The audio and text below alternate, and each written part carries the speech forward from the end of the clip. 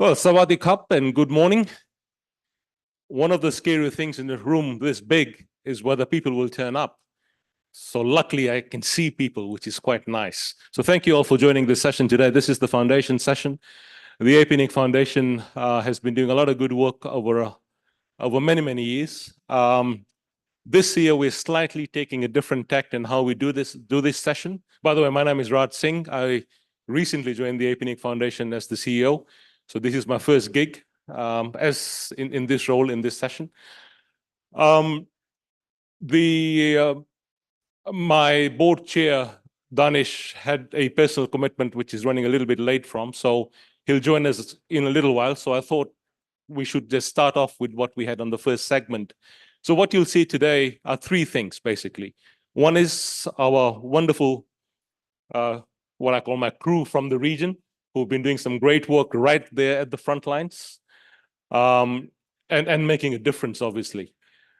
I thought we'd get them to share some of the outcomes and impact they've achieved. You know, we always talk about outputs, right? We train 30 people or 100 people or 1,000 people, but we don't actually see what it actually did on the ground. So what I've asked them, and I hope what they will present to us today, is the stuff they've actually made a difference with on the ground. So there's 6 national coordinators from 6 economies in the region. And they will all talk to the work they do in their own economies. I also have my board member, Effie, who's going to be scrutinizing them. And then she will perhaps be asking them some hard questions as our foundation board member. And of course, my dear friend Sylvia, who's going to be moderating this session.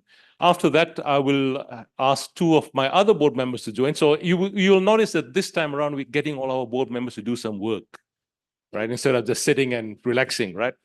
So all of them are doing a lot of hard work. And so 2 of them will join me in a session and we'll just have a very open conversation. It's not scripted, just on what their vision is for internet development in the Asia Pacific. The final session will be with our board chair, Danish, and Effie as the board member and one of our coordinators from Thailand. And we'll talk a little bit about what we've heard in the previous 2 sessions, but as well, you know, how do we move from words to action? So I'm hoping it's going to be a bit more interesting. I don't know how interactive we can get. We don't have much time. But there's always an opportunity to talk a little bit more straight after the session, right? So with that, Sylvia, over to you. Thank you. Thank you, Raj. Thank you, everyone, for being here. My name is Silvia Cadena. I'm the head of programs and partnerships of the APNIC Foundation, and it's my great pleasure to share a little bit more about the Switch project, which is the flagship, I would say, of our gender and diversity work. It started back in 2020 in Southeast Asia, and we have this great group of national coordinators with us that are going to share a little bit about their experiences. My role today, besides moderating, is introducing what the project has provided. So basically, as you all know, APNIC provides a lot of training and capacity building at these conferences, and also with a roving circus of trainers that travel going in and out across the region, supporting the capacity of our APNIC members and the community in general. But APNIC training is not everything for everyone. And there are other training and professional development needs that were not met, especially by women and gender diverse engineers that because of hierarchy and some of the cultural issues were passed and were afforded opportunities for training. So this project has provided and keeps providing access to certifications, training and exams to be able to perform at a higher level with your technical skills. Also opportunities for management and capacity building in leadership, finance, English, public speaking, and some coaching for women and gender diverse engineers to be able to find their voice and be more vocal and share with the community. The project has a very strong network of support that is provided by the national coordinators, and is a big ear on the ground, trying to find out what are the needs for engineers, cybersecurity professionals, and internet governance specialists in the region, so that we can better serve the next generation, and also the current generation that are in need of other capacity building opportunities. The call for expression of interest to join this project for this year, for the cohort of this year, has just concluded, and we got, I think, over 300 applications. It's still on, right? Sorry, it's still on. We have 3 calls for expression of interest that were open in the last few weeks. I'm confused with dates, my apologies. So we have the switch call is still open for the 6 countries in the Southeast Asia region where we work. So please have a look at the foundation website, and all the information is there. So with that, I will start with, you see them here on the screen and here in front of us. So I'm going to start the clock with my dear friend Pan for your information, sharing a little bit about your experience coordinating the project in Thailand. Okay, can keep that. I will use count. สวัสดีค่ะ Good day, everyone. I'm Pan, National Coordinator from Thailand. The Switch project in Thailand, we have 2 batches of participants.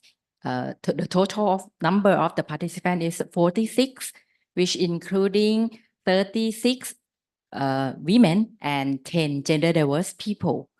We have the group have studied very hard, and we got up to 50 professional certificates from the last batch. They got like certificates from CompTIA, ISC Square, and many other well-known certification organizations.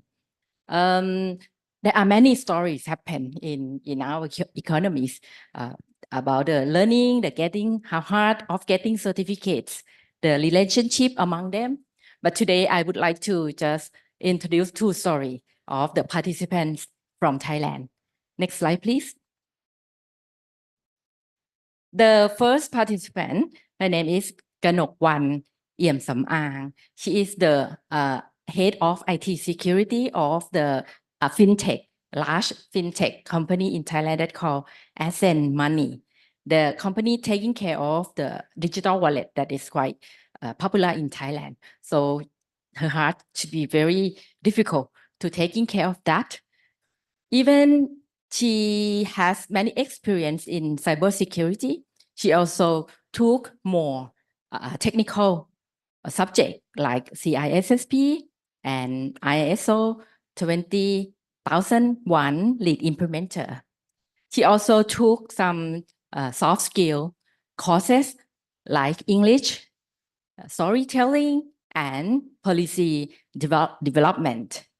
Her studying, not just only that, her journey also try to encourage other people to improve their career.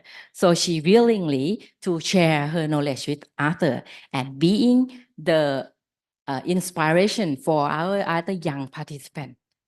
And I think this is the great story of her to show you that the continuous studying is important, and also sharing your experience also important for the other for develop their career as well.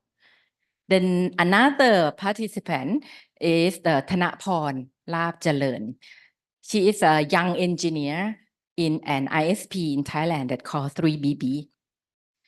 She took courses in security as well, and she got 3 certificates from her journey. And the important one is maybe computer hacking, forensic investigator from EC Council. But before joining this event, this project, she feel doubt with herself. She's not confident to give advice to other people. But with this new knowledge and her certificates, it could boost her confidence and get recognized from her friend as well. So you can see that that is the party's effect to their life a lot. Those are 2 stories of, I think it's an important impact from transformative approach that we are put to participants in this area, especially for women and gender diverse. I would like to let you hear from other economy. You may hear a story from Sai Somwang, National Coordinator from Laos. It's a ethnic person, please. Thank you, Pan. Sawadi krab, Sawadi, Sai, DNC for Laos, which Laos has 25 participants, and including 23 women and 2 gender diverse. And this is the first group for Laos in Switch. We joined in 2022. And through our journeys, we have a lot of great empowering stories. However, today I would like to share 2. Yep. First of all, Miss Anison King Sada. She is, back when she joined Switch, she was the director of the National Domain Name Divisions of the Ministry of Posts and Telecommunications. And the picture you're seeing now is when she was delivering or giving a presentation on the domain name security in Laos during the APTOD 83 last year, held in Vientiane, Laos, and Lanik was the co-host of the event. And personally, I think that Anison was one of the most important persons at that time because she was the very one who managed all the communications and arrangements with Leonid and the APTLD teams. And her performance shown in the upper levels and the community. And a few weeks later, she was promoted to be the Deputy Director General of another centers within the same ministries. Anison and I had a lot of chit chats during our meetings and personal catch up. And she told me many times that she received the what she said, the inner strength from by participating in what we call the mentoring sessions or the pod coaching. And she had a opportunity to develop what we call professional development and personal development, as well as she took a lot of technical courses, as well as English, leaderships, and public speaking. And with that, she admitted that she had what we call the skills and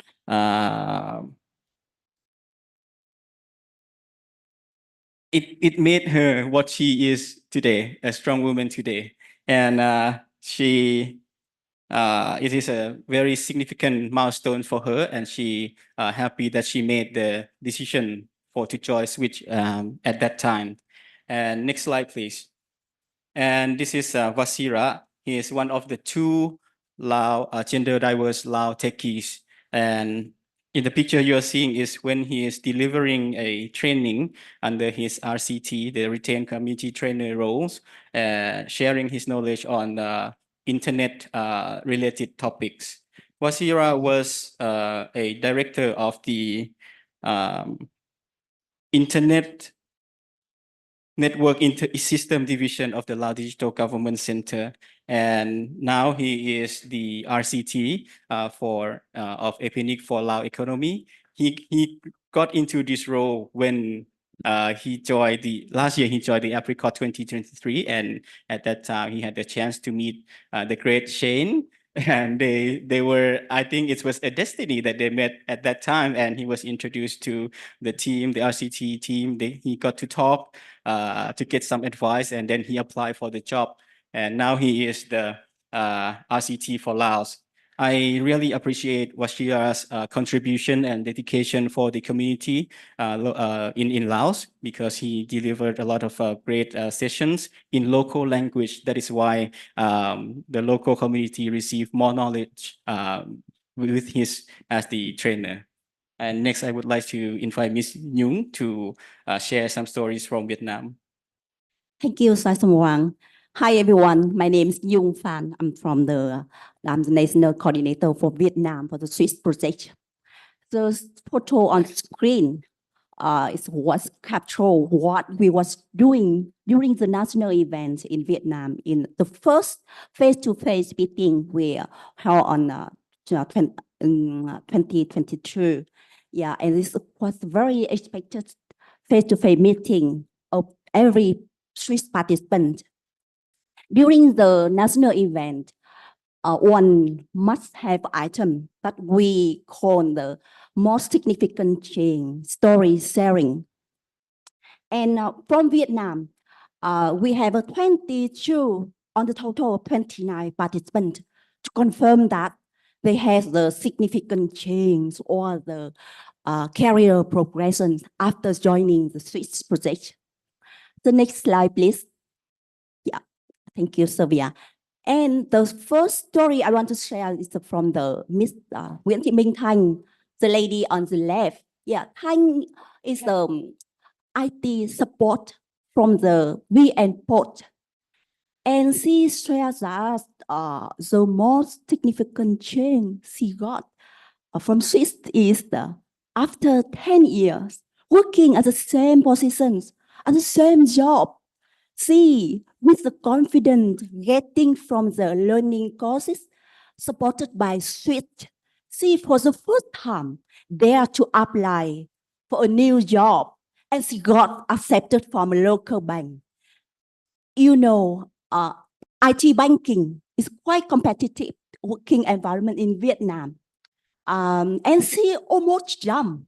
But finally, she decided to stay with her own company because she got a bit promotion from her manager and leader. But she's quite different in the working attitude. She feels full of confidence now, no scary, and she know a lot. She deserves with a lot of open opportunity outside. Yeah. The second story I want to say from the speaking lady on the right is from Lê Tung Hoa. She's a lecturer from the Post and Telecommunication Institute of Technology in Vietnam. She has taught on the wireless communication field for more than 10 years.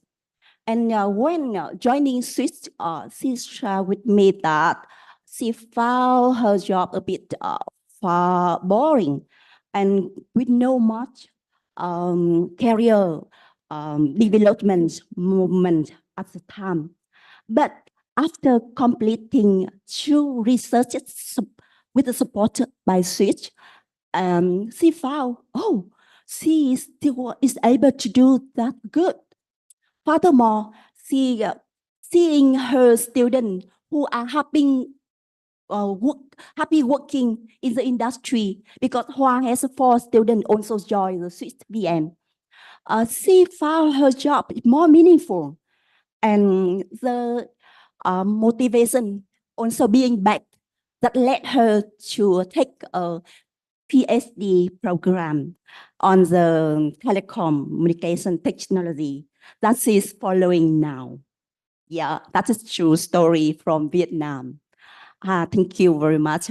I would like to over the mic to T-Sok from Cambodia. My name is T-Sok and I'm, next slide please. Sorry. My name is T-Sok. I am the Switch National Coordinator for Cambodia.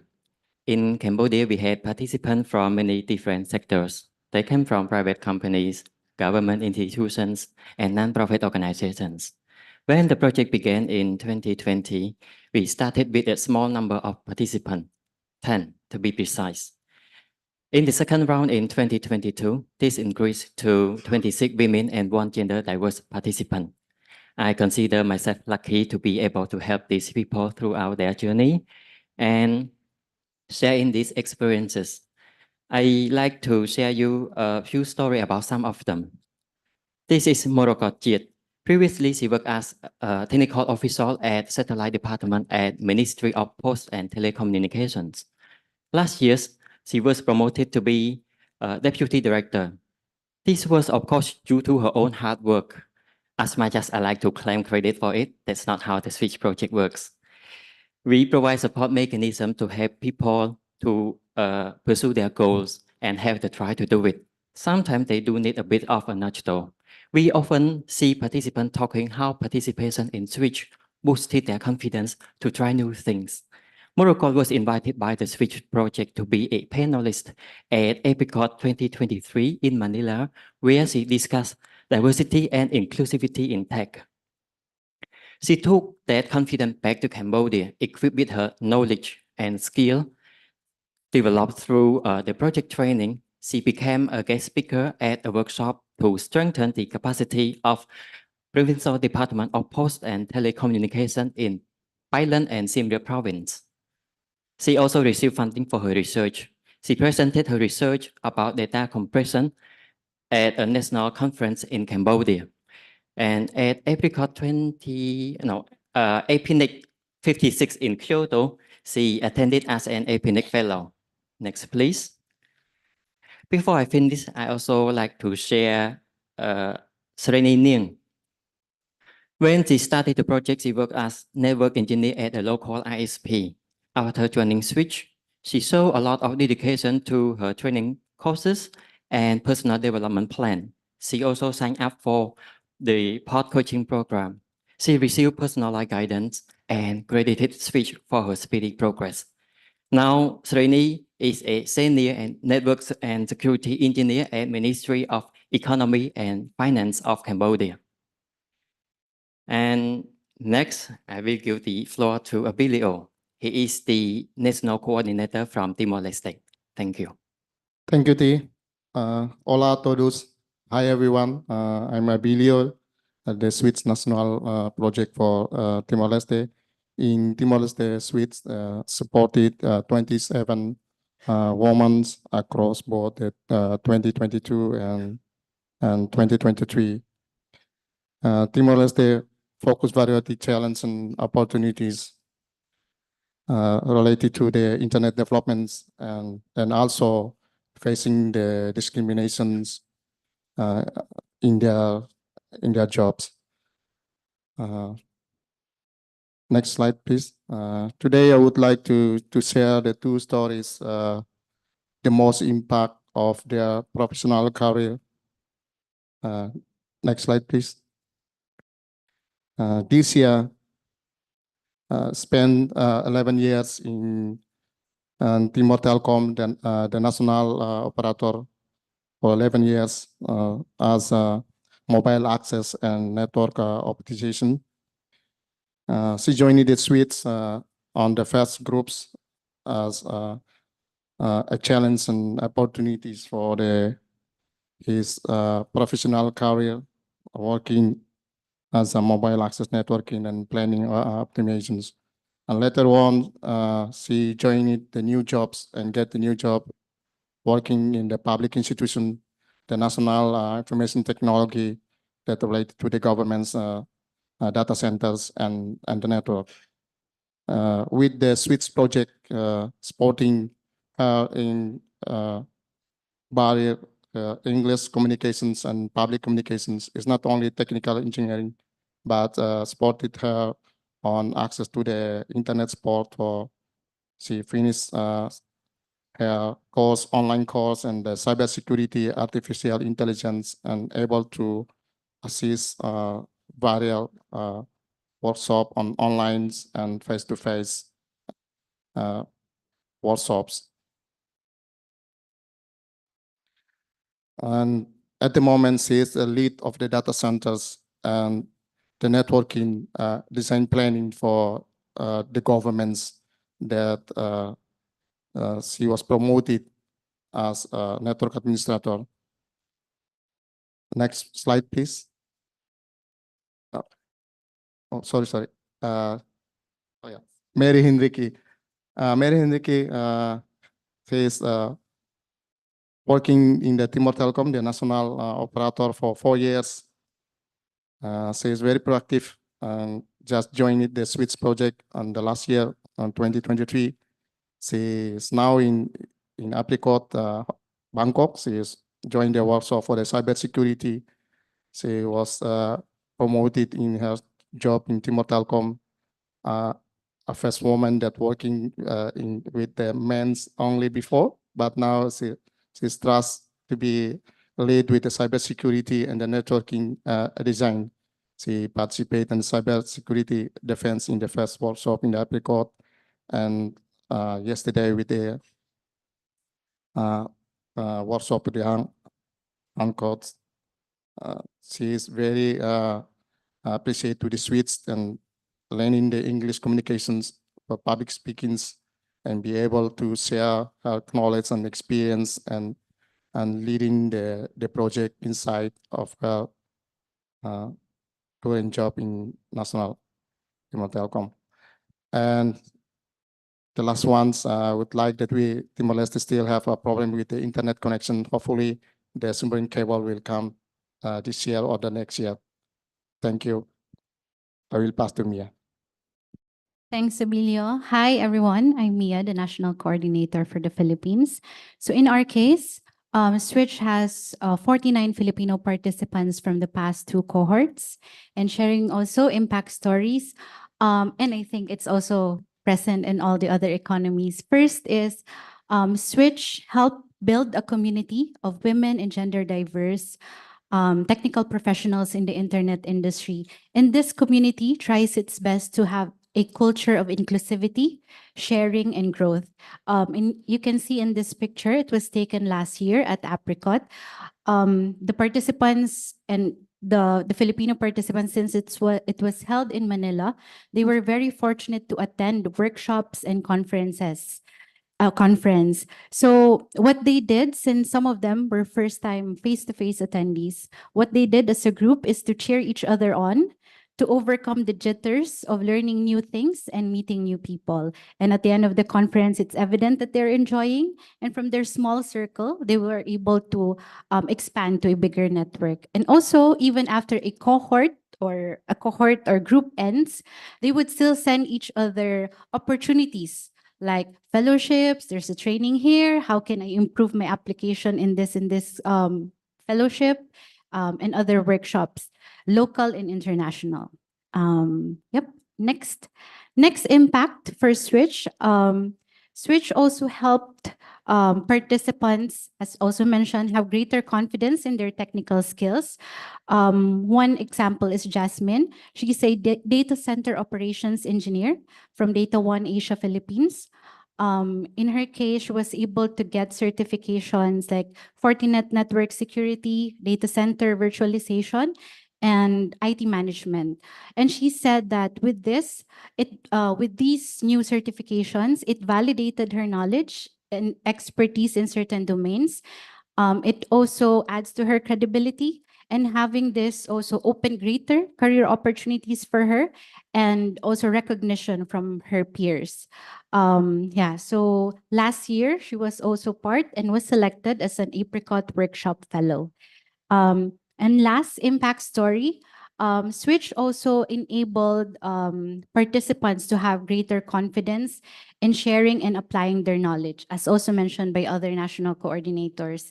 In this case, JC, as an example story, JC is an engineer at the Department of Informations and Communications Technology.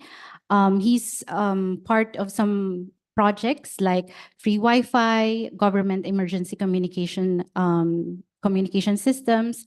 And with Switch, he was able to get CompTIA Security Plus, ISC2 certified in cybersecurity, and completing 3 courses, he was able to get advanced diploma in internet governance from Diplo Foundation.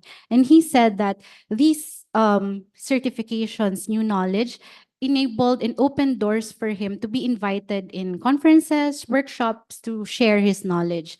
And he's very fortunate that last year was a fellow in different conferences like APRIGF, Net Mission Academy, ASEAN Youth, and the recently concluded APNG last weekend in Bangkok also.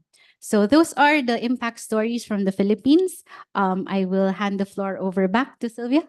Yes, thank you, Mia. You make my work very easy, except with moving the slides that I was enticed with your stories and forgot to move the slides at the right pace. So thank you for keeping the time. Great work.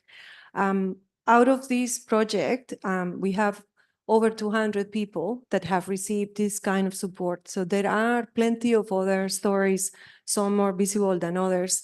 But I guess the message here is how important it is to be there to support people when they are trying to find out what their journey is going to be and commit to long life learning, that it doesn't stop, that you need to, in this industry, it is so important to keep moving and receiving additional certifications that validate your work so that you can apply that knowledge into network development and security. The other thing about that is that by supporting different local providers and training providers, the project is also supporting the industry that builds capacity and is not about creating content again and doing our own certification program. No, it's supporting businesses that are providing these opportunities and are validating this for the industry.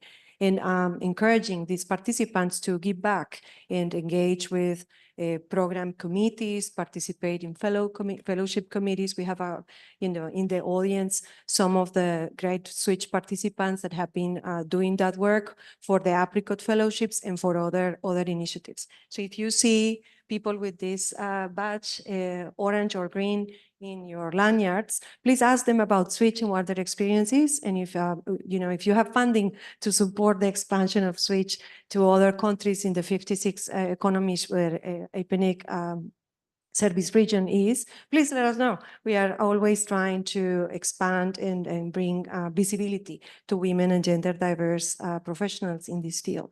So with that, I'm going to ask our dear Effie Sumarling, our board member, what are your reactions to these great stories that they have shared? And over to you, Sylvia. Okay, thank you, Sylvia. So these stories are indeed quite interesting. And actually, giving them only 4 minutes to talk for each story, it's too short. I actually would like to hear more from each person and their growth development. I mean, how they develop themselves. So actually, I'm going to give comment from each of the NC because I think that it gives justice to each of the stories or each of the NC story. I'll start with the first one from Thailand. What happened when I listened to your stories is that this lady, she's in fintech, and then she is able to progress. It's kind of interesting that how she felt that after participating in Switch, that the thing that she'll get is recognitions, because recognitions is a very difficult thing to earn even when you are in a group. But it seems like with Switch that she gets this empowerment and she feels that she gets a recognition that she deserves. So this is from Thailand that I got the story and I summarized like that. And then from Laos, say, knowledge, transfer knowledge. It's that one thing I've never thought before, that English communication becomes an important part of the development, right? English becomes, and apparently that Switch has this program, and public speaking, because confidence built from communication and public speaking. And it's nice to see that like Anderson, this lady, the N50, she transformed herself, right, into someone that she thought that she could never achieve. And that's admirable from that. After that, Vietnam, no. Okay, story about, what's her name? Sharika or something? And Le Tung Hua, right? Right. So from a lecturer, I mean, when I heard the word lecturer, I didn't think that she would have any challenges or problems, because lecturers are used to face people, and it's quite confident that a person as a lecturer that she's got no problems, I thought, right? But after hearing her story, that the best thing that she found some meaningful meaning. That's the word, that's actually a word, that it's a meaningful situation for her, and then earning a PhD because Switch changed her. I mean, Switch definitely changed her, just from a regular lecturer to become somebody that she can finally appeal to many people. Right. And I think that's a very nice story. From Cambodia, ISOC, right?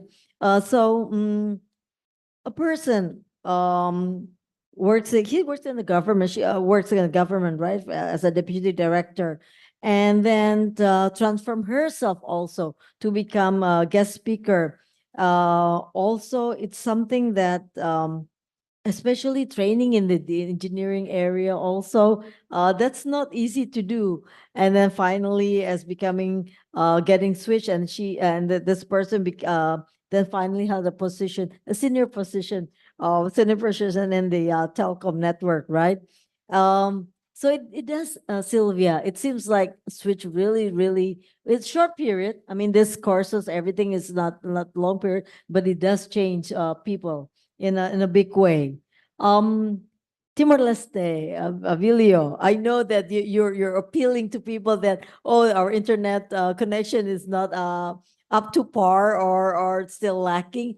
But look, through this program that Timor-Leste finally got people that working at network administration, like Jersia and Mary, both of them then applied their certification in cybersecurity, and which is not easy. I'm from a cybersecurity industry also, and becoming the first woman, I'm so proud of becoming the first woman in cybersecurity with her background, and then got her English communication from Switch. That's admirable. And I hope that Switch will provide you and empowered you more for the people in Timor-Leste.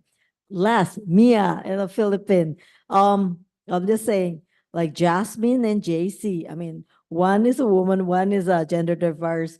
Both of them, they got profit, not profit. I mean, they got benefited. They got benefits from Switch. And the thing is that the most impact that I saw from these stories are the transitions to become somebody more important and held in important positions. And I look at them, they look very young, but they inspire people that through this program that they could move on and become somebody really important, especially also in the cybersecurity, which is the next thing, that we all are going to experience, is that security in cyber area. So Sylvia, those are my comments. Okay. Thank you, Effie. Well, appreciate all your reflections. I think that the project is full of very interesting stories, and also creates connections with other opportunities that the foundation and other organizations in the field are doing. So there are also in the audience and around Switch participants that have applied for ISIF Asia grants or are receiving funding from the foundation from other initiatives. In IPv6 deployment, we have quite a few in the room. There is a session on IPv6 deployment in the program where some of the Switch participants are part of. That is very interesting for you to see. And also something that is a former ISIF recipient, John Brewer, who is sitting in the audience, made me realize yesterday also, is that sometimes even when your applications are rejected, just the exercise of putting a proposal together can help land a bigger grant, which is what happened with John. She shared yesterday great news that they landed a massive amount of funding for a great project that he's doing for the Pacific, so which is super exciting. So even opportunities that we cannot afford to people, by being part of this network, by engaging with the APNIC Foundation, there is a lot of more work that can come out of that. And there are plenty of examples. I've seen so many in the room that are great examples of those connections. So with that, I think we are done with this first part of the session, Raj. So we'll give the podium back to you and slowly make a mess and leave the stage.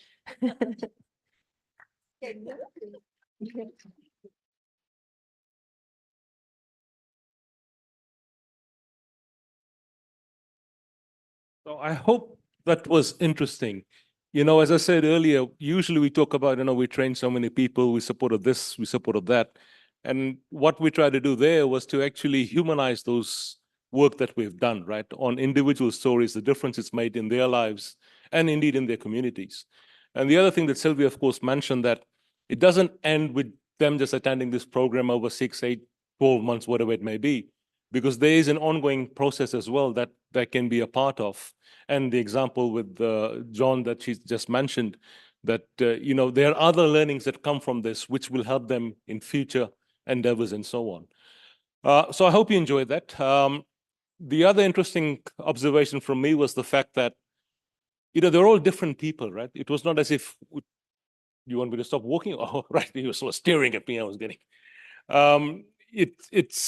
They were all different people, different backgrounds, different work areas, but everyone has their own little story to tell, right? And I'm hoping that, you know, in the coming months and years at the APNIC Foundation, we can tell these stories better so that you understand what work we are doing and how it makes a difference. It was remiss of me this morning. I should have brought my hat around. I was going to pass the hat around for little donations for us to help these sort of projects.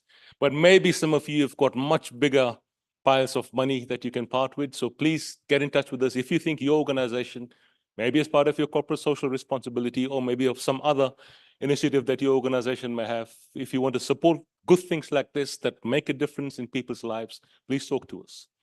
With that, we move to the next segment, and can I ask my two very, very high-flying board members to join me on stage, please? Craig and Cheryl, please.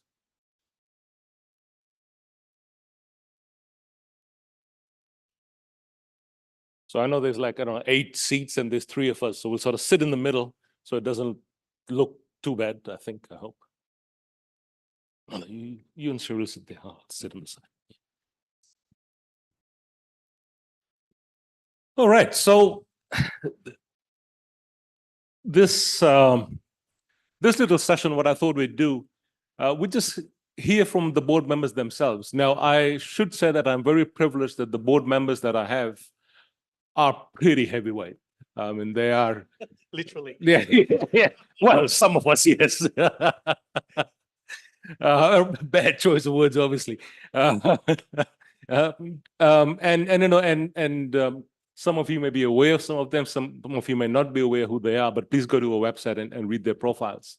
And many of them have been around for so long and have done so much, whether it be in business or in government or in policy or regulatory or fighting legal cases and so on. So I thought what we'd do here is just a little, you know, and this is completely unscripted. This is just a conversation between the 3 of us, you know, on their thoughts on what the vision is for internet development in the Asia-Pacific region.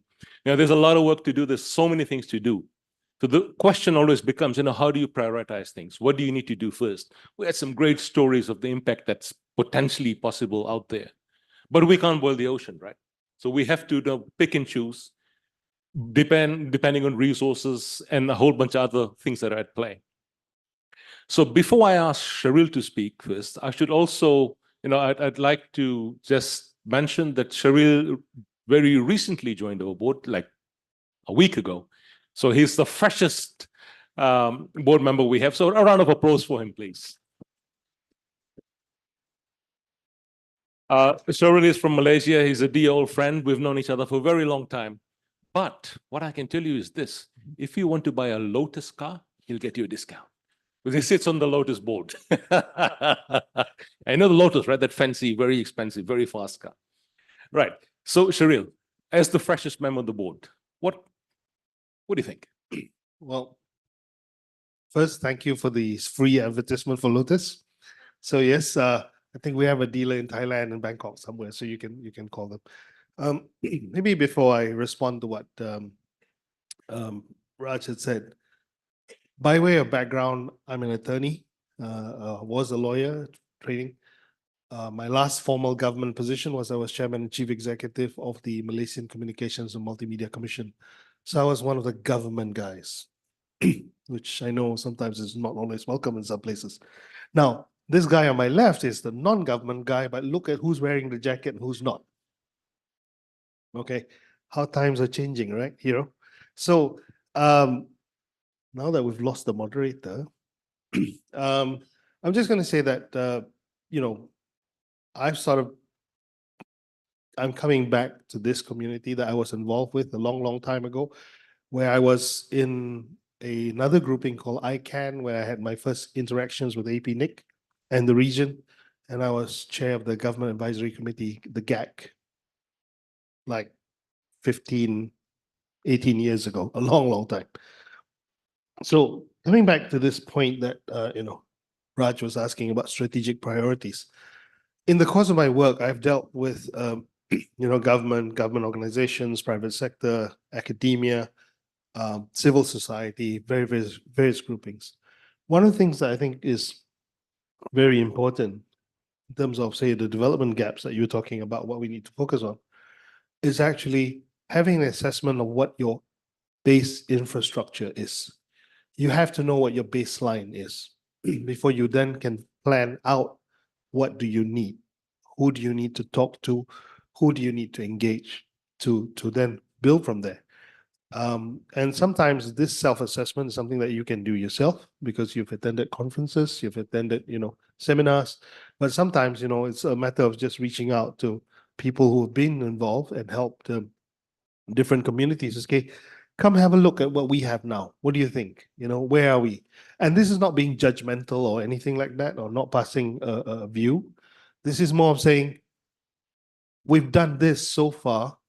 What do you think the gaps are? And sometimes that friendly voice from somewhere else outside looking in is helpful, because sometimes you don't see it because you're too close to the thing.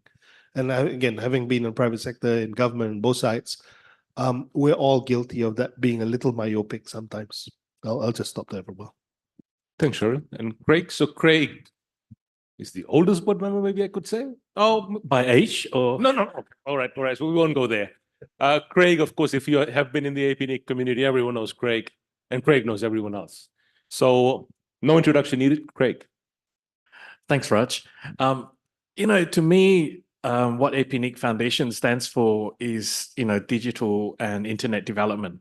So, if you really just break down and into sort of a couple of areas, it's about human capacity, human capital, and infrastructure development. So, in a nutshell, I think for us, for me at least, it's very easy to see where our focus should be: human people, making sure that they are as well educated and trained in this digital world as possible. And we will do everything I think we can in order to achieve that outcome. And digital infrastructure in many countries lag behind. So we work in the Asia Pacific region, which comprises 56 economies. They are as diverse as the people that we live in the area that we live in. We have rich countries, we have poorer countries, we have people that are highly educated or systems that educate them very well, and we have people that are underserved. So, I would like to see our priority kind of focusing on the underserved region, people that are, where governments don't support them as well. And, for us to be able to plug that gap and as much as possible, put everyone in our region on the level playing field and comparable to the other regions. And if I may, Mr. Moderator, I'm going to ask Dorothy Dick's question to Sharil. When I sat down with you, how long ago, to sort of say, Sharil, for coffee in KL, and said, Sharil, I would really like to invite you to join our board at APNIC Foundation. What attracted you to this? What is it about APNIC Foundation because you are very busy, you are on so many boards that I can't count. You are so connected in the Malaysian government but you said to me, I will make time, because this is a volunteer position, we don't pay you. So what was the attraction to you? Putting me in spot. Truly, when I was approached by the foundation and I was looking at again, I had left active internet participation in 2007. I then moved on and did other things in different parts of the corporate world. I think the last time I looked at anything internet related was 2014. I completely left. But I think the thing that attracted me the most about what you guys are doing here together with the foundation is the fact that you're making a difference in people's lives, a positive difference in people's lives. And I wanted to be part of that again. You know, all the corporate stuff that I was doing was like fun, but it wasn't meaningful. This, you know, and it reminded me of some of the things that I had been involved with early on. Even I was talking to somebody from Bhutan this morning, and I was lucky enough to be in Bhutan in 2002, doing a training program for the ITU, and where we witnessed the first switching on of the mobile base station of 2G GSM. Now, some of you in the room looking at your age, I don't think you even know what 2G is. But, you know, I started from those days of wireless communications and 2G GSM. So it's really, and you know what? Having been in this space for 20 years, in and out, I'm in a way sad to see that the same development gaps still remain. The same issues that we had before in terms of digital divide still remain. Now it's getting more complex with gender divide, with, you know, equal opportunities for people. But having said that, I'm encouraged by the fact there's so many more people in the room now having similar conversations to see what can we bring to the table, what can we contribute and do our little bit in terms of making the connections possible to make, you know, to improve everyone's lives. And I think that's what I'm here for, to see how I can help and how I can contribute. And that's Good. another coffee. Yeah. So yeah, so if you invite Cheryl for coffee, he gets very suspicious now, right? Because The last time I had coffee, and then I ended up being on something that I didn't even know I was supposed to be involved with. You know, so one thing I just wanted to pick on there, what Cheryl just said, was the fact that, you know, we've been talking about this for a long time, and the issues haven't really gone away. It made me reflect very quickly on when I started work. Well, I was in the private sector, but I was doing some stuff in ICT for development-oriented things. It was a big thing in those days, right? ICT4D. And that was probably, I'd say, late 90s or thereabouts. And interestingly, and I just echo what Cheryl just said, you know, the stuff we talked about back then, the problems are still the same. We're still talking about the same things. It's not affordable enough. We don't have, it's not fast enough. We don't know how to use it. We don't know where the capacity skills gaps are. We need to build capacity. So it's interesting that in roughly 30 years, we've come so far, but yet we still have so far to go. You know, I know it sounds odd to say that, but you know, that's what it is. Yeah, I just wanted to segue. One of the first training sessions also that I had the opportunity to do in the Pacific Islands was with the PITA, Pacific Island Telecoms Association. And I was 2 weeks in Nandi, I think it was.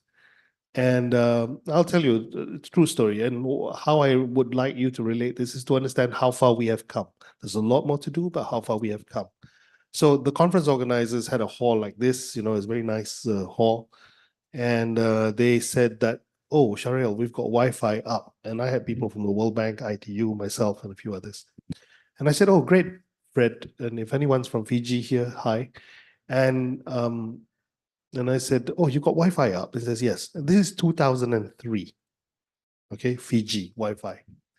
And then he said, then we tried to log on. Everybody, you know, needs to go and do their email thing. There was no WhatsApp. The only thing that was there was Skype back then. And I said to him, said, but we cannot get any connectivity. And he goes like, and we were trying, a few of us, we couldn't get anything. And then the guy said, yeah, you know, we managed to get 128 kbps into this conference hall. And I'm like, you have 128 Mbps? It's no, kbps. kbps, kilobit per second, into a conference hall over Wi-Fi. And he was very proud of it. And I said, Fred, what's the total capacity for the country, Fiji? And he said it was 8 megabits, 8 Mbps, total capacity in Fiji at the time, 20 years ago.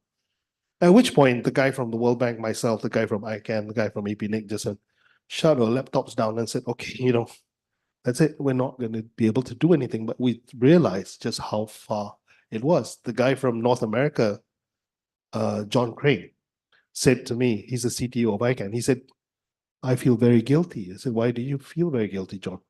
says, my house in Marina del Rey has connectivity 16 megabits. Back then, 16. And an entire country with 850,000 people at the time had only 8.5 megabits for the entire country of Fiji. And to the conference center was 128. So it helps. It's a humbling experience for me to see that and to understand that, because sometimes those of us who live in very developed communities don't appreciate the challenges that you guys in the lesser developed economies, for example, on infrastructure. I mean, you're much better now, but those lessons that I went through and learned firsthand sort of helped open my eyes, if you like. Please. I guess before our time out, what I really wanted to say is that APNIC Foundation, being actually an independent body, but it is at the end of the day a subsidiary of APNIC, and APNIC Foundation was created to kind of fund the mission of APNIC. So, in the coming months, there'll be another member survey, which APNIC conducts regularly. And in that survey, we'll be asking, for your input as to areas of priority. So, APNIC is a member organization. APNIC Foundation has a broader mandate, but at its very core, it's to help fund the activities of APNIC in that development space. And that would be exactly the same as the digital infrastructure that I talk about and about the human capital that I talk about. So I would invite you if and when you receive the survey from APNIC, to contribute your views. And because as the board, we constantly listen to the views coming from the community as to where the needs are, because we are not the we don't have all the knowledge, and often needs to be reminded about gaps in our society. Gaps and priorities, if I can add. And I think the one thing that we would be looking for is this. When you get the survey questions, you may think it's not for you to respond. But please reach out to your broader communities, to your broader contacts, and say, look, okay, it's not with my department or my organization, but maybe there's somebody in my economy that knows something about this or has a view about this. This is very, very important, because what we're trying to do is we're trying to respond to the needs of the community. And one of the things that I've learned, for example, is to bridge the gaps that we all will have, whether you're in government, whether you're in private sector, whether you're in civil society. These little bits of gaps is what sometimes doesn't allow us to fulfill the broader, bigger objective of trying to bring development to everybody. And I think that's very important. So when you get the survey, if you think it's not relevant for you, please reach out to people in your communities who might think it's relevant for them. And we really like to have the feedback. Absolutely. I mean, we need to know that what we do and why we do it makes sense, right? If it's out in touch, if it's not in touch with what's actually required on the ground, then we shouldn't be expending efforts on that. Time's up. So I'll have to thank Craig and Cheryl for their wisdom with us today and some of the stories. So you see, there's a lot of storytelling going on today, right? First session, second session. And just on the Fiji thing, so now, Fiji is a major cable landing gateway, right? It's a fiber cable going all over the place. So it's amazing. So what's the capacity in Fiji now? No, don't ask me. I don't know. Well, it's big. It's big. Okay. It's not whatever you had, 128K. No, it's much better. All right. Thank you. Thank you, Greg. Thank you, Sharon.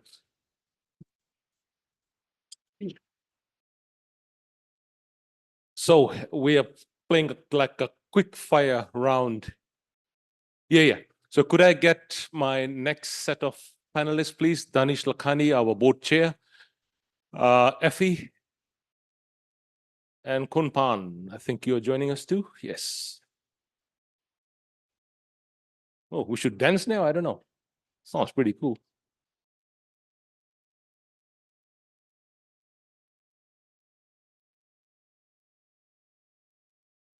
So I'll just give the mic for a minute or two to Danish, because he was not able to join the opening session, just to say hello and maybe introduce yourself if you want. Yeah. Sorry. Hi, I'm Danish Lakhani. I'm the APNIC Foundation chair. Soon to step down, but I've been at this for about 2.5 years. In my other role, I run CyberNet, which is now the like a large fiber to the home provider.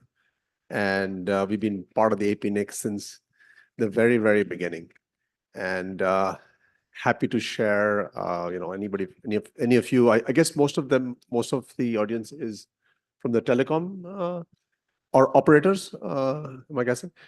So happy to share our experience with building out fiber to the home completely from scratch. And any other questions that you would have, please catch me on the side. Thanks, Danish. Yeah. Oh, you've been introduced, sorry.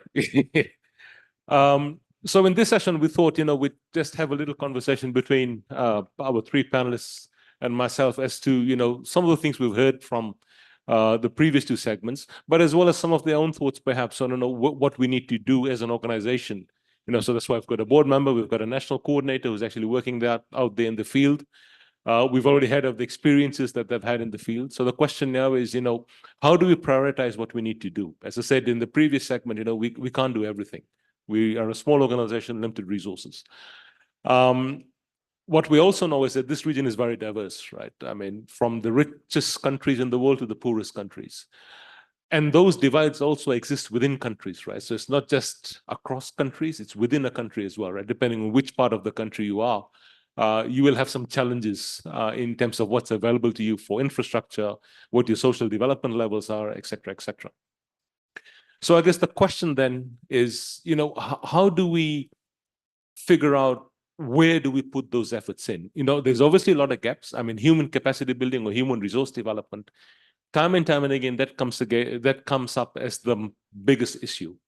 But what we also saw in the first segment was that human capacity is very wide in scope, right? So it's not just bringing someone to train them for one workshop or for a month-long program and you send them back and they'll be fine after that. There has to be this continuous learning process, which was something that came out of the first session. Infrastructure, funnily enough, has a similar issue, right? You build the infrastructure, then you got to maintain it, then you got to upgrade it. So it doesn't stop after you've deployed it, right? And I think there's some parallels between that, right? Building human capacity to do stuff and building infrastructure to support doing that stuff, right? So Danish, as a major infrastructure provider in Pakistan, any thoughts on that? In terms of what priorities to have? Yeah, absolutely. So, I mean, it's very interesting. We started from scratch entirely. We do not have a single inch of fiber. Maybe I can share a side story. I graduated from Harvard Business School. I'm an engineer by heart, but at heart, but business school in 2008. And my last course at Harvard Business School was doing a turnarounds, entrepreneurial turnaround environment. And I landed in Pakistan. I'm running the small ISP, does everything under the sun, but doesn't seem to get anything right. We kind of lost our way. We were one of the first ISPs in the country. And, I had these skills from Harvard on doing a turnaround environment. So, immediate application. But, really what we did was we focused on one area, which was fiber access, and we grew this to the largest fiber broadband company. But, given in Pakistan today, there are parts of Pakistan now which have above 90% fiber broadband penetration, maybe even 100%. And then there are certain, I shouldn't call them tier 3 cities, but they're remote cities which are just coming about with fiber and other types of solutions. Even Starlink is one which probably recently will be given permission. So, what we see, what at least I see, is that in terms of the pipeline of projects that a country like Pakistan, if you look at, different operators, different parts of the country, given the infrastructure gaps, you have themes like IPv6. So many individuals, households in the emerging markets are coming online, and we simply don't have enough IPv4 addresses. Right. And the first step was to get these carrier-grade NAT equipment, which have immense amount of pressure. So we know, for example, I won't name the vendor, but their top-of-the-line system craps out at 50,000 sessions users. And so you're going through all of that, right? And so there are themes like IPv6, for example, which are very high priority. once you get connectivity and across, it increases, what we've seen is cyber attacks start going up and all different types, so cybersecurity becomes a very important aspect. And I think so these are the two things that actually keep us up at night in terms of, well, IPv6, we kind of have, we joined the bandwagon a little early, but cybersecurity, for example, it's quite important. And then, deploying infrastructure in remote city, just like what you were talking about, they need maintenance, but also humans, human capital to be able to manage those. So you really need to be able to, and what the things that the foundation has been focusing on, building that human capital development, is to have this knowledge at that local level to be able to keep those networks running, right? The impact, I think the previous gentleman talked about, but you can see I'll give you one example of Pakistan remote city that we're going into, Chitral, for example. It's 90% literacy rate, right? And people are learning online. They're getting jobs on freelancer websites, and then remitting their income, and then going to the local ATM and pulling out the cash. And it's completely changing these communities. Broadband and fiber and networks, the internet is a great equalizer. And so it's our job and our responsibility to keep them running and viable and into the future. So thanks, Danish. And I think there were some great points that he's made there, and which I think that also demonstrates why the APNIC Foundation focuses on two main things: human capacity development and infrastructure development, right?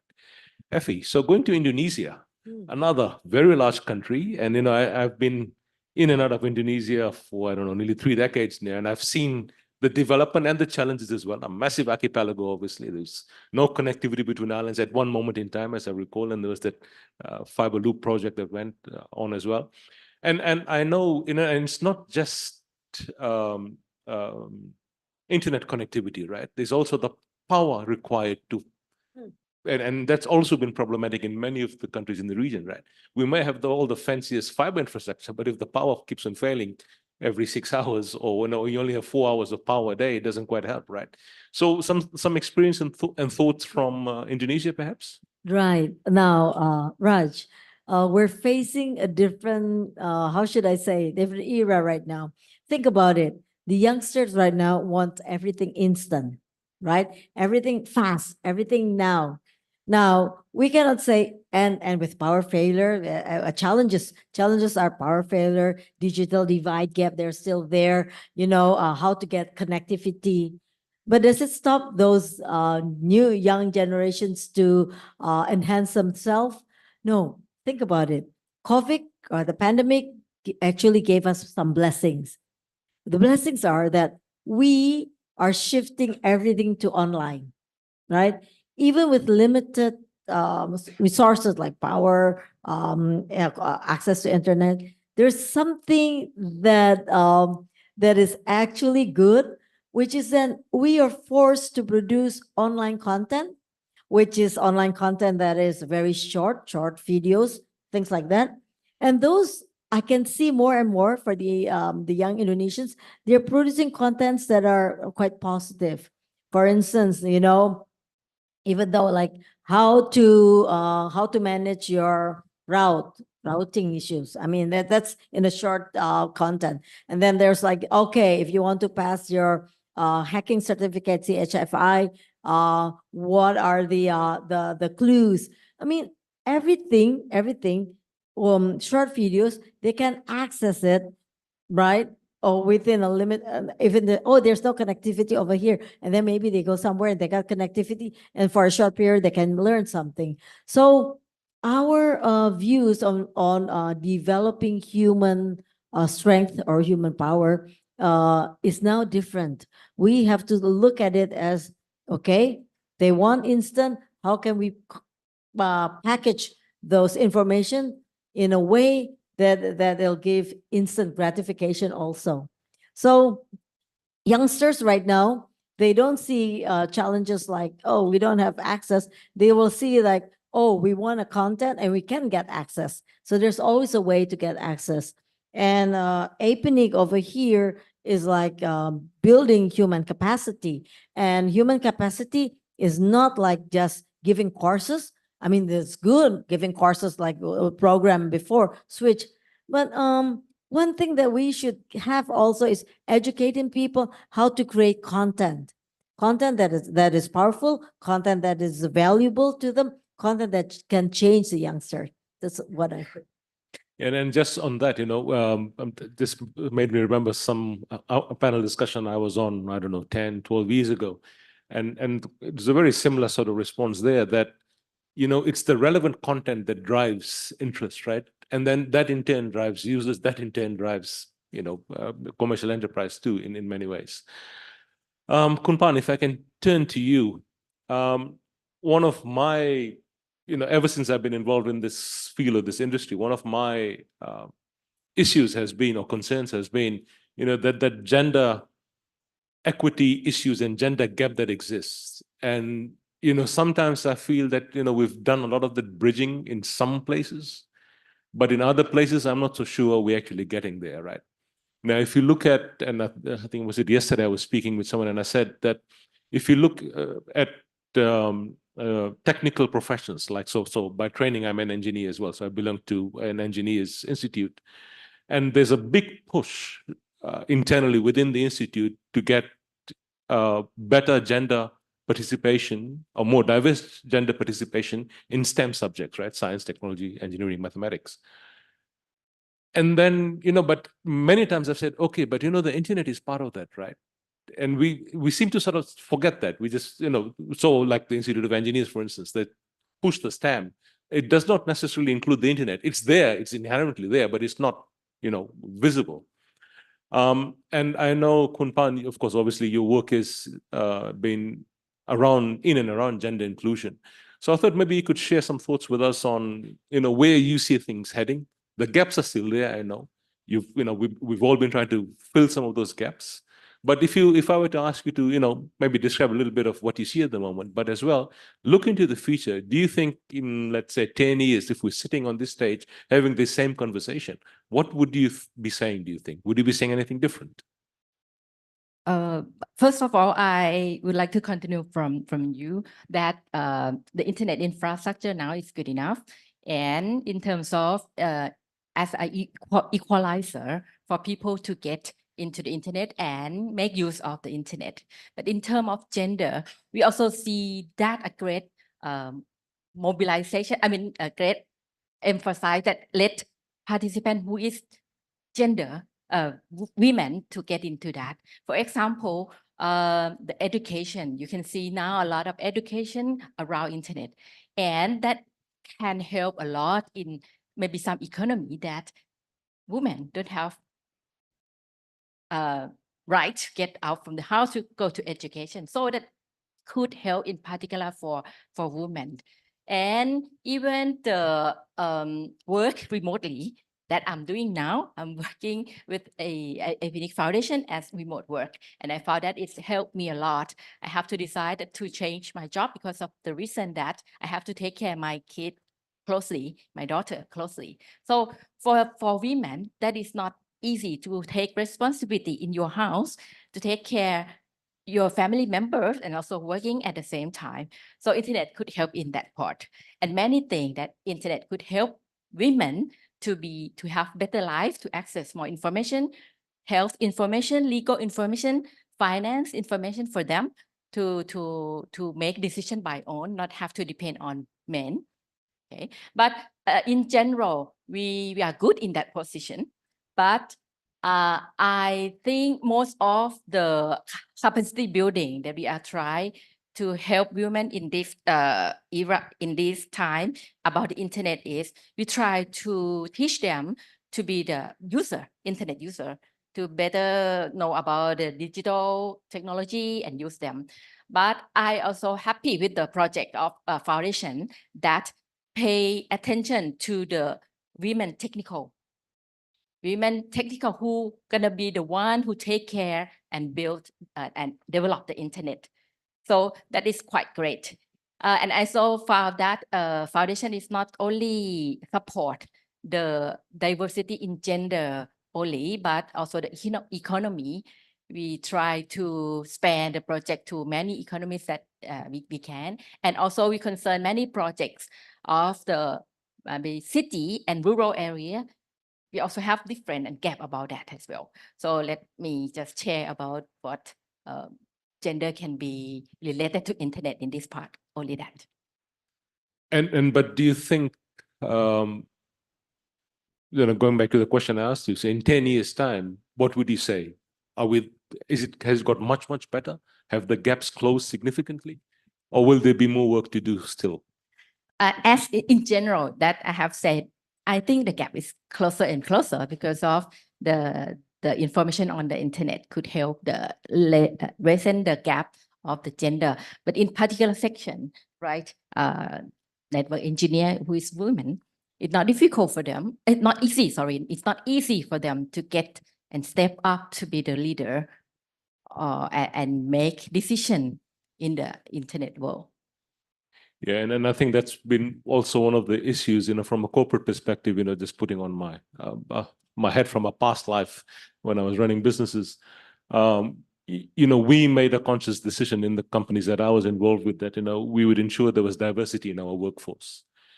So before it became a trend, so I'm talking stuff I was doing in the late 90s and early 2000s. I mean, later on and I come from a developed country, it's become the norm.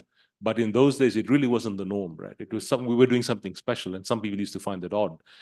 Okay, we've got about 9 minutes left, and I thought maybe I'd just see if someone in the audience had a question or comment to make. As long as it's pertinent to this conversation, obviously. Yes, please. And could you just please state your name before you speak so that they can identify you on the system? Yes, hello. My name is Tay Minh Khai. I am from Myanmar. So thanks for inviting to attend this session. I noticed about the Switch program just now, and I wonder why Myanmar is not in this program. At the same time, every neighbors of Myanmar are participating in this program. So I didn't aware that, and any of Myanmar didn't aware this program. APNIC Foundation is doing this program actively or passively, why Myanmar is not participating in this program. So, everybody in Myanmar is a poor country. Myanmar should have more contribution.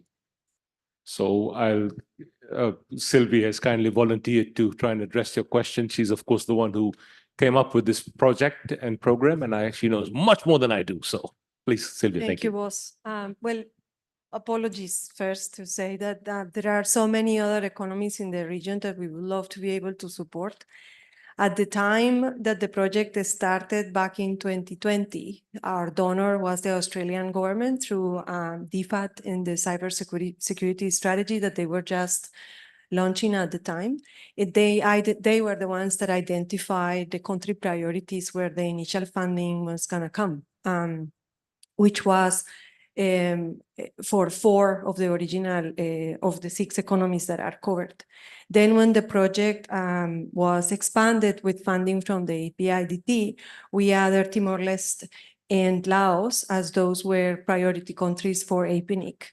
It is our desire to expand to other parts of the region, but unfortunately the situation with sanctions in Myanmar also makes it very difficult for us to operate there, and it complicates a little bit the situation. But I will provide some examples that the foundation is working very actively to work in economies where the situation is challenging, like in Afghanistan. We have another project for professional development that is run last year over there, and is expanding into other economies in South Asia.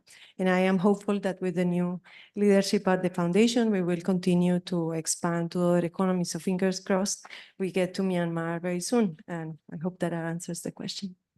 Thank you, Sylvia. Yes, Dhruv. Dhruv here. So when talking about capacity building, I think one more angle to explore would also be developing talent within our community, which can represent the interest of Asia Pacific in global organization. at every level, like from research angle, from standards. We definitely need to focus on operations because that's the most important thing. So we are starting at the correct level, but thinking long terms, we develop support people from the operator communities, for instance, going to the global organization. Some pet peeve, especially since I come from the ITF background, is I see operators from every region. Our region operators are sort of shy. They don't come to the ITF meeting, whereas and that's why on the agenda, I'm trying to talk also about that operators' participation in ITF is useful, not just from the ITF's point of view, but also from operations. And there are enough operators that come to the ITF and see value in it.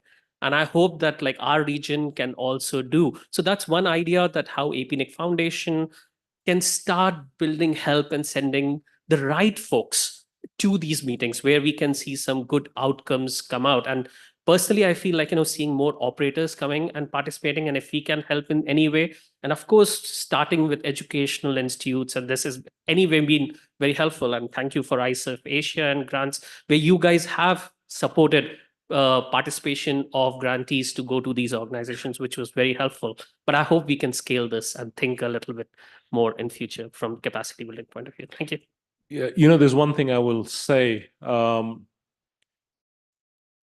not just in this instance, through most of my working life, I've always got this question, okay, why didn't you do this? Why don't we do this? But, we also have to realize that one person or one team or one organization can only do so much, right? So they think it goes to everyone that you have to contribute to the process as well. And I think that's what you were just sort of suggesting as well there. And, you can't say, oh, someone else come in and do it and it'll fix all our problems up. Sometimes we have to get up and take it and say, we are going to change our community ourselves. We will be the change, not just ask for the change. We will be the change and we will make the change, right? So that's something else. Now, maybe this is not the right audience to talk about that because all of you are heavily involved, but this is something I thought I'd share. Yes. Thank you, Raj. I think this is a wonderful session. And my name is Joy Chen. I come from TWNIC. And it is very inspiring to know that how Switch, the program, has done all the wonderful stories that you've been sharing. I think that those are really touching some people's heart, mine especially. And in a little bit reflection with what Drew has said on the operation, technical capacity building is not an easy thing to do. There's many aspects about it, and we mentioned about the human capacity and as well as the others. So I just want to make a brief comment. I think that this session was wonderful, and it is coincident. It's not planned, but this afternoon at 4:30, we are here at the same room for the cooperation special interest group, which I happen to be the chair of it, and with my wonderful co-chair, Bikram. We are also planning a session discussing about the technical capacity planning building. So I think that we can continue this discussion, and they are wonderful five panelists who's going to share about what they have been doing, what are some of the key elements to make the cooperation happen, especially in the capacity building. So I welcome you all to join, and we continue the discussion. Thank you very much, Rashi, and the wonderful panelists. Thanks, Joy. Much appreciate your very kind comments. So looks like we did okay then, if I have Joyce saying. Yeah. Just wanted to answer also something that Drew mentioned before, and it's not announced yet, but the foundation is supporting IETF ambassadors for the meeting that is coming to Brisbane. So we are in the process of supporting at least 7 Asia-Pacific people that are involved in internet standards development, and a considerable number of Australians. Right now, I was checking the list, and I think we are going with 12. So we'll see how that one lands, and we will share some details about who these people are. But you are absolutely right. There are so many spaces in which people can bring the voice of the Asia-Pacific and represent the interests and the needs of the region. And we need to build capacity to find a voice, find our voice. And you can't be what you can't see. So if you're not around, it's very hard to get engaged and follow. But more news to come on the ITF and standards development. And thank you for the Australian government that is behind, that is co-funding this with us, and Ian is over there. Thanks. And so let me then do another sales pitch. If your organization wants to support all this good work that we're doing, you know who to contact.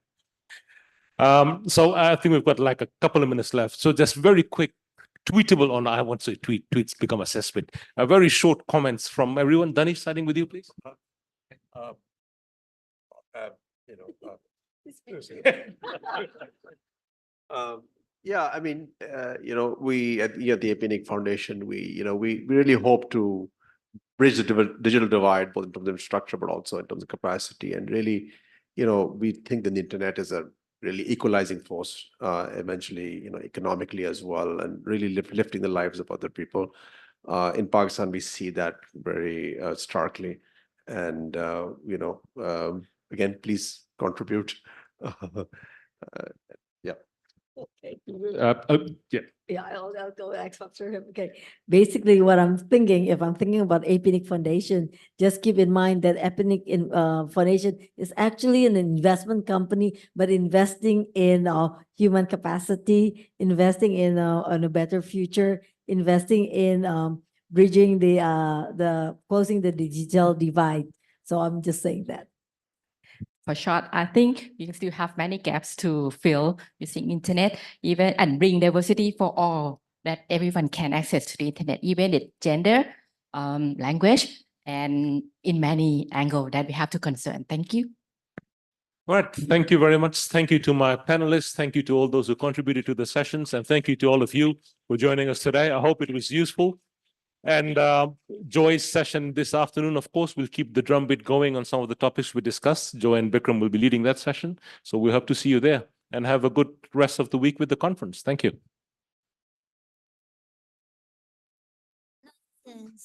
It's what I need. Now, if you wanna get the best of me, it's fine. That was sure. Funny how you had the best of your